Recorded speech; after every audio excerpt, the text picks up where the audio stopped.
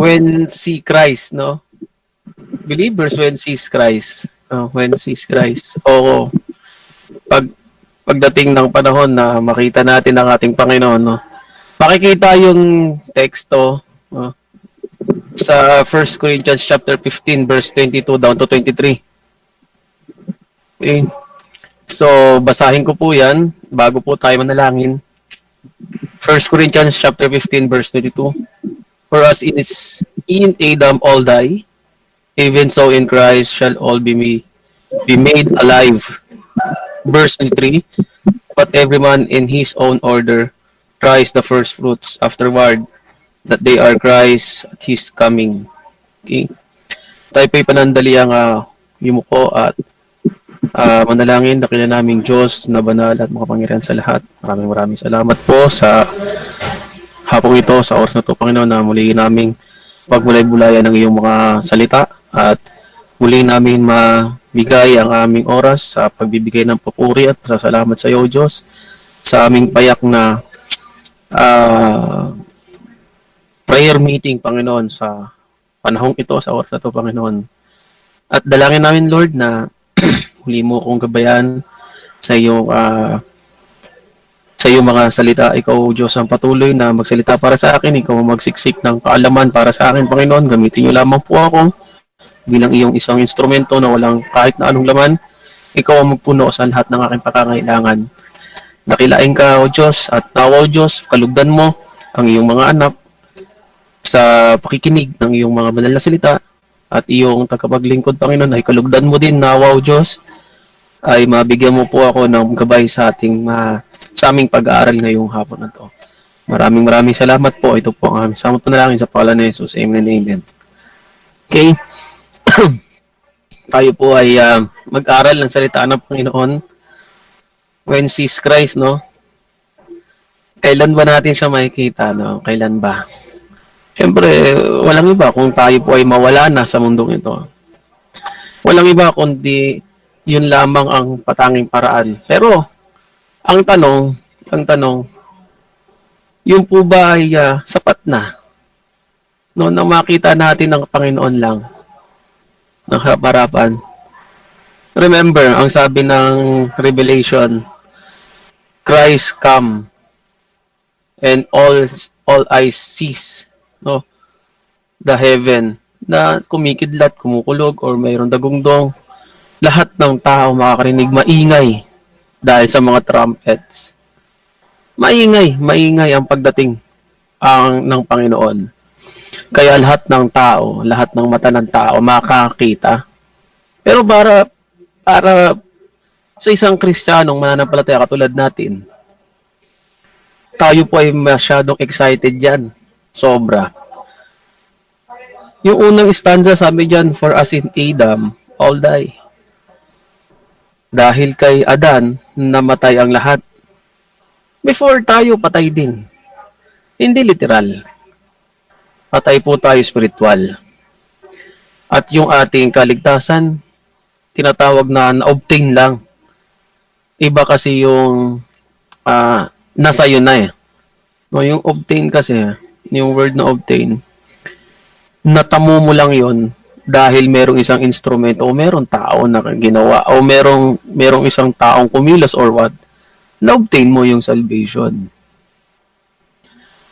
Even so, Christ all be made alive. Kaya nga nung from the time na we are accepting Lord Jesus Christ, we are already alive. But, process po yun. May proseso.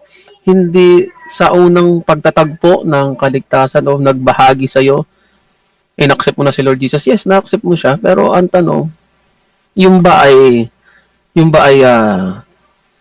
natanggap mo na ba ng isang beses? No. May process po yun. Kaya nga, sabi po dun sa verse 23, but every man in his own order. Stop. In his own order.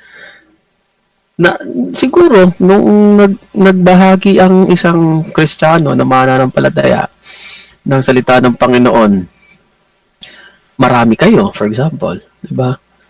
Na nasabi na sumabay ka lang dahil nga nahihiya ka sa mga kasamahan mo. Yung iba seryoso, ikaw hindi. 'Di ba?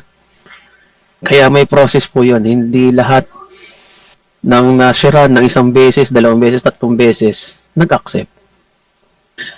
Kaya ang lahat ng tao, sabi po doon, dahil kay Atan, namatay o patay.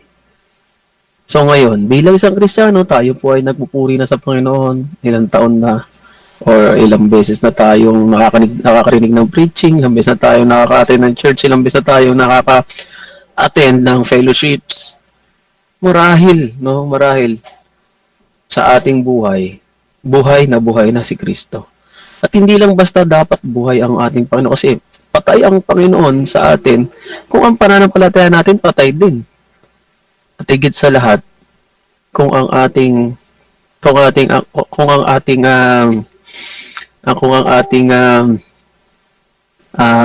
magiging buhay Kristiyano ay hindi tama o naaayon sa salita ng Panginoon, patay din po yun. Ibig sabihin, walang saysay. Hindi siya masasabi na may Kristo tayo sa puso. Doon pumapasok yung husga ng tao sa atin. Kaya nga bilang isang Kristiyano, masasabi ba sa atin? Yun po ang tanong, ano po? Masasabi ba sa atin, Christ shall all be made alive? Remember, ito pong sulat ni Pablo, ni Apostol Pablo. Ito po ay sa mga taga-Korinto.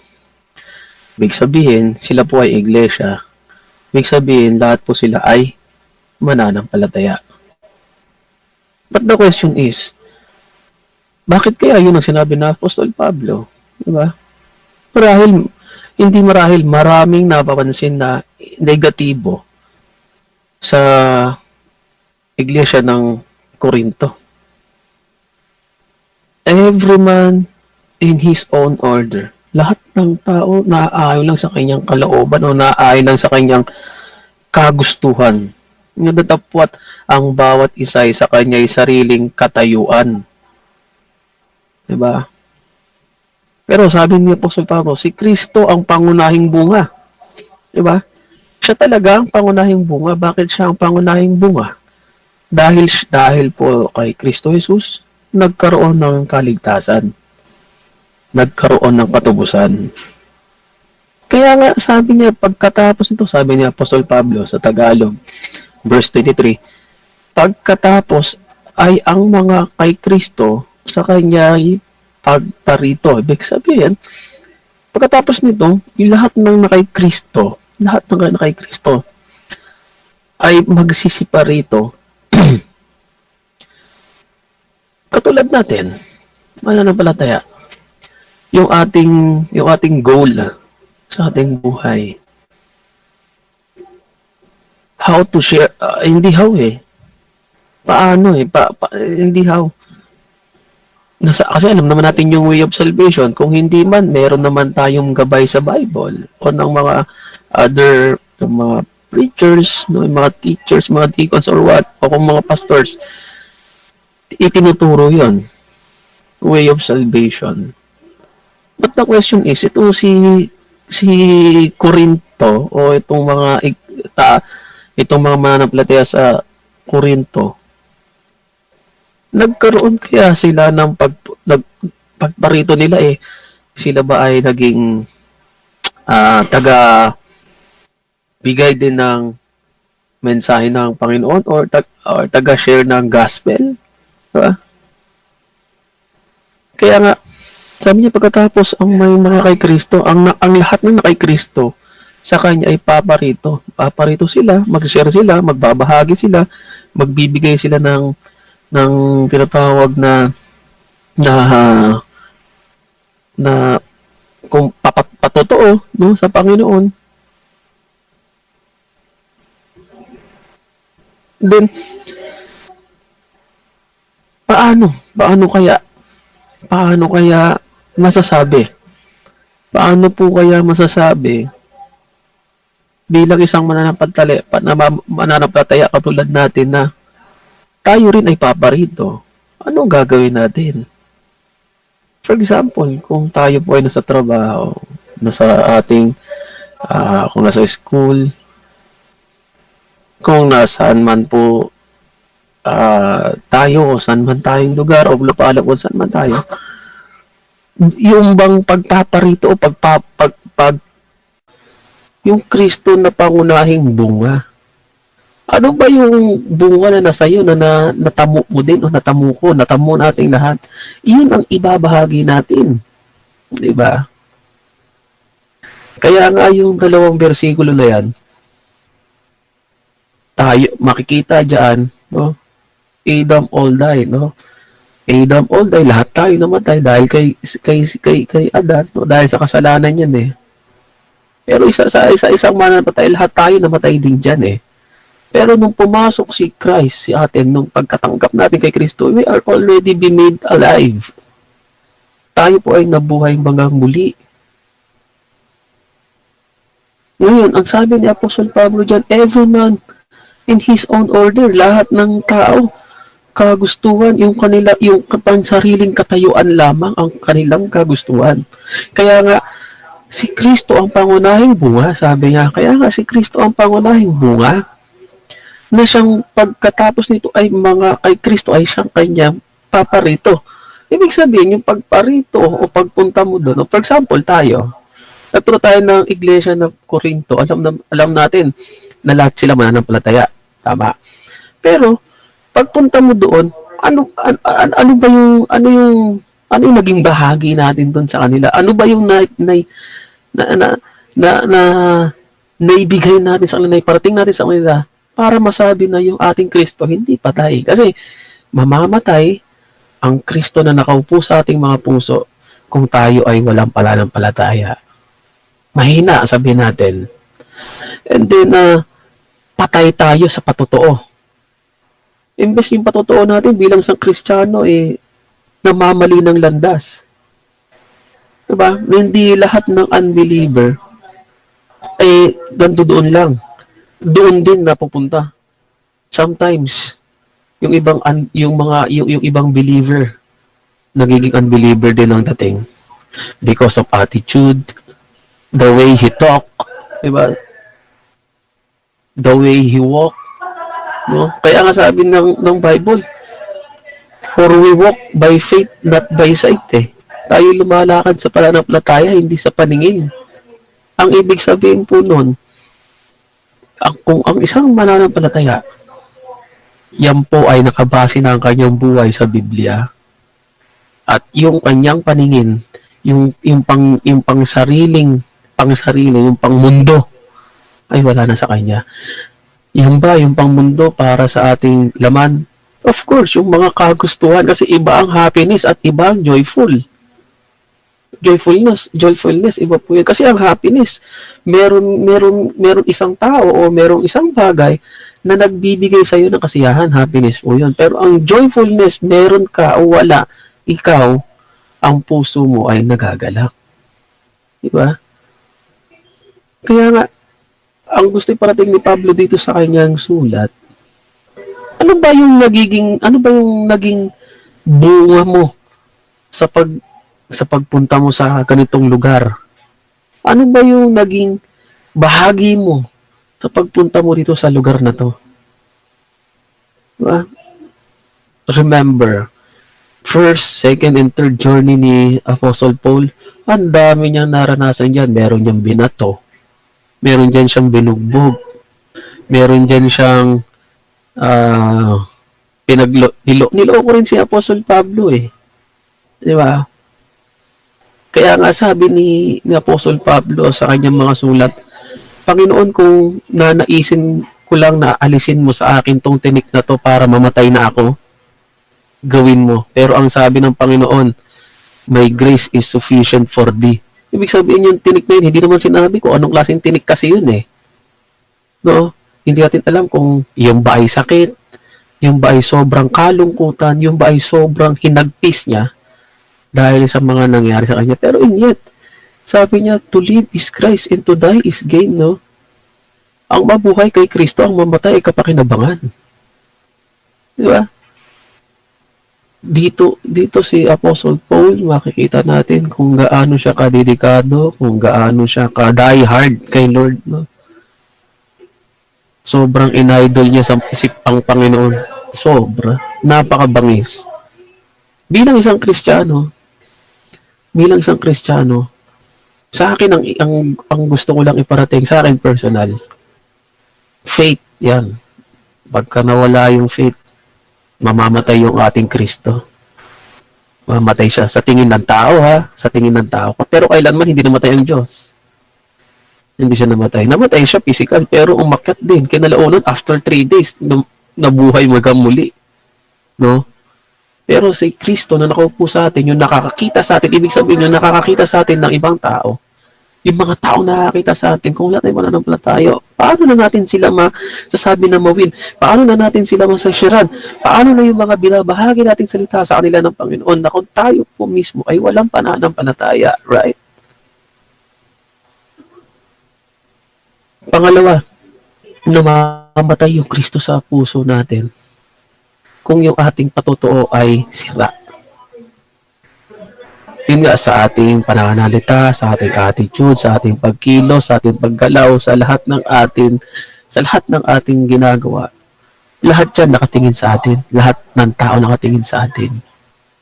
Tanggapin natin yun, mga kapatid. Kasi, ganun talaga eh. Ganun talaga eh.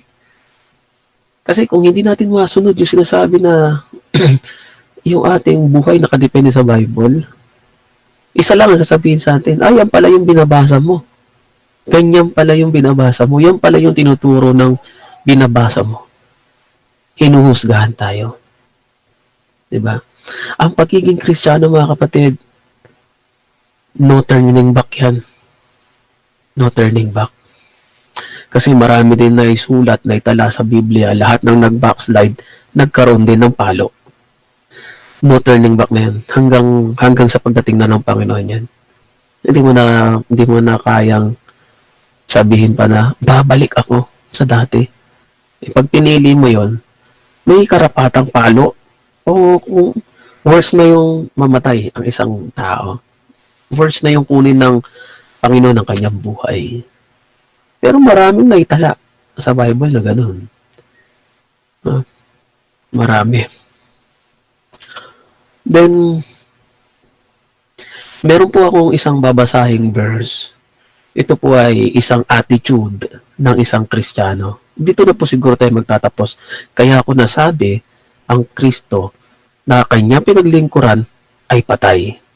Remember the life of Diotrephes? Si Diotrephes, sa 3 John, tingnan natin basahin po natin. Sa 3 John.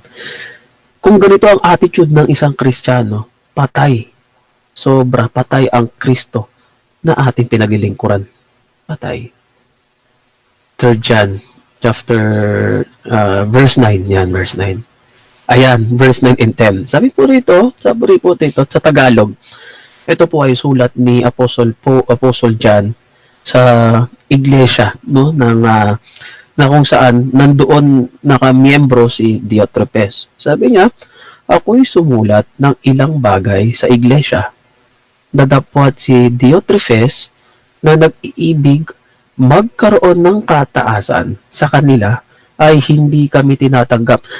Imagine si Diotrephes, isa siyang miyembro ng iglesia ng Panginoon, pero mas iniibig niya na magkaroon ng mas mataas na katungkulan kasi preeminence ang sinabi doon. Preeminence in English na sinabi. Then, kami ay hindi niya tinatanggap. Ibig sabihin, yung attitude niya na, hindi, kailangan ako mataas. At hindi kayo po pwedeng pumunta sa akin na wala kayong abiso o wala man lang kayong pasabi na parang meeting, ganun. Hindi sila tinanggap. Remember si Apostle John po ang sumulat nito. Isa na sa 12 na apostoles ng Panginoon. Pero ganun ang sinabi. Verse 10.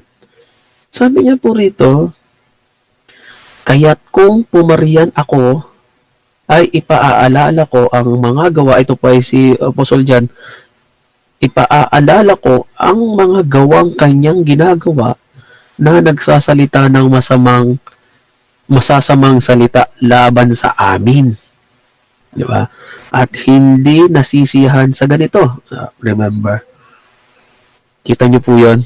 Nagsasalita na siya ng masasamang salita laban sa kanila at hindi pa tumanggap ay pinagbabawalan niya at pinalalayas sila sa iglesia. Siguro yung mga pinapalayas dito, yung pinalalayas sa iglesia, yung mga lumalaban sa kanya kasi pinagbabawalan niya eh. No, for example, sa iglesia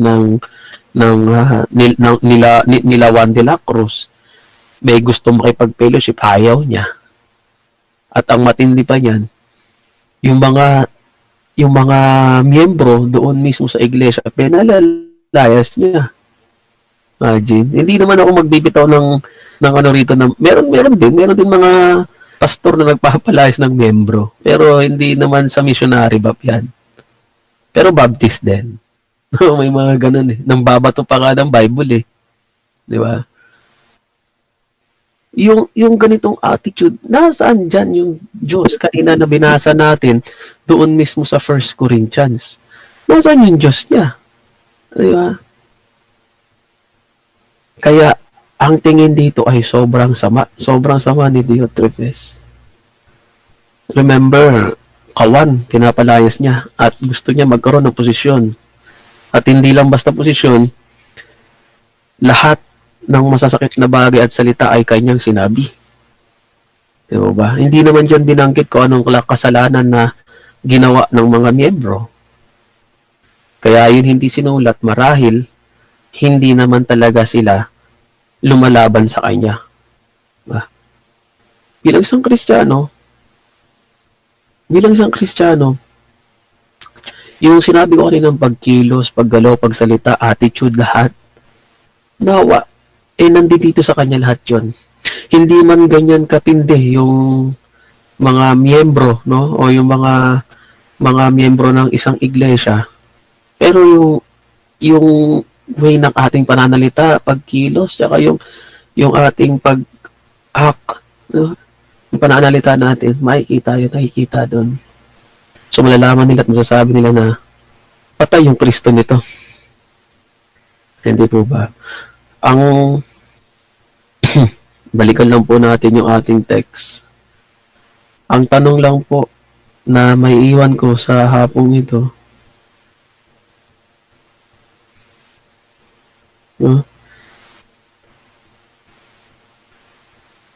Yan. Yung ating Kristo for us in Adam all die. Even so in Christ shall be made alive. Ang may iwan ko lang na tanong dito bilang isang Kristiyano, kasi kahit na Kristiyano na po tayo, we are not perfect in the sight of man, but in the sight of God we are already perfect through the precious blood of our Lord Jesus Christ. Amen. Pero ngayon, ang tanong lang po dyan, paano ba mabuhay ang Kristo sa bawat isa sa atin? Paano ba?